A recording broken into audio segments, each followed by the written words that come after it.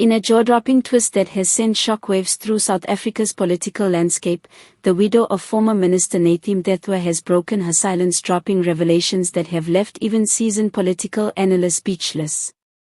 Speaking in an emotionally charged interview late last night, Mrs. Mthethwa made explosive claims about the final hours of her husband's life, suggesting that his death in Paris may have been far from a tragic coincidence.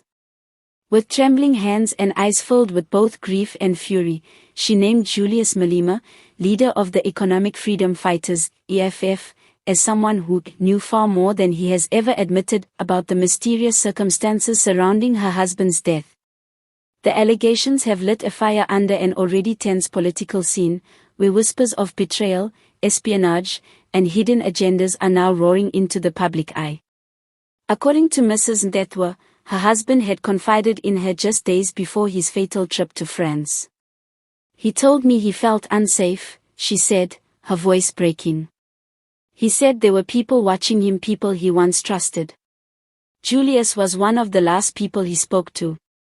Those words alone have triggered an avalanche of speculation. Was there an argument? A warning? Or something far more sinister? Multiple insiders close to the late minister have hinted at deep political divisions within the ANC and growing tension with opposition figures like Malema. Sources allege that Mthethwa was in possession of sensitive documents that could have exposed covert dealings between high-ranking politicians and foreign investors. Could these documents have played a role in his untimely death? Adding fuel to the fire, leaked text messages allegedly exchanged between Mthethwa and Malema just hours before the Paris incident have surfaced on social media. The messages hint at a heated exchange, with Mthethwa warning Malema to stay out of what you don't understand, and Malema allegedly responding, "You've already crossed the line." While the authenticity of these texts remains unverified, they've been enough to ignite public outrage and suspicion.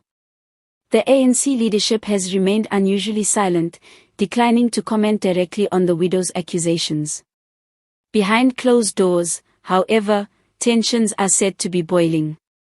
A senior party official, speaking on condition of anonymity, admitted, "If what she's saying is true, this could shake the entire political establishment." Mthethwa knew things that others wanted buried. Meanwhile, Malema's camp has dismissed the claims as emotional manipulation, accusing the widow of being used as a political pawn by factions seeking to discredit the EFF leader. "This is nothing but a desperate attempt to tarnish the name of a revolutionary," an EFF spokesperson declared during a fiery press briefing. Yet the more they deny, the more questions emerge and the more the public demands answers. As investigations continue, the French authorities have reportedly reopened aspects of the case after new evidence was shared by South African intelligence operatives. Unconfirmed reports suggest traces of an unidentified sedative were found in Mthethwa's system, fueling even darker theories of assassination disguised as a medical emergency.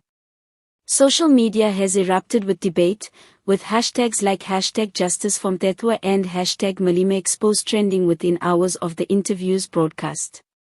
Political commentators are calling this one of the most destabilizing moments in recent South African politics, a scandal that could reshape alliances, destroy reputations, and expose truths long buried. As the widow concluded her interview, she left the nation with a haunting message. "They can try to silence me. They can twist the story. But I know what my husband told me, and one day, the world will know too." Her words have hung heavy over a nation already weary of corruption and betrayal.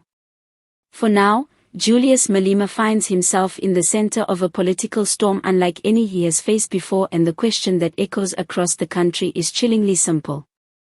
What really happened to Nathi Mthethwa in Paris?